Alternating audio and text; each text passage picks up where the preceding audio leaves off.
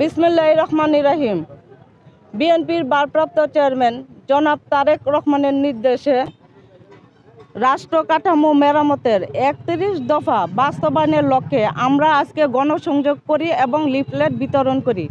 ১,০০০ উপজেলাবাসীকে আপনাদের মাধ্যমে মেসেজ দিতে চাই, যারা সন্ত্রাসী, চাঁদাবাজি, নৈরাজ্য, দখলদারিত্ব শুরু করেছে এবং চুরি ডাকাতের যে উৎপাত শুরু হয়েছে, যদি পুলিশ প্রশাসন শক্ত হাতে দমন না করে, তাহলে আমি ২,৫০০ উপজেলার জনগণকে নিয়ে শক্ত হাতে দমন করব। আমি পুলিশ প্রশাসনকে হুঁশিয়ার করে বলে দিতে চাই, আপনারা সাবধান হয়ে যান এবং জনগণের জন্য কাজ করেন।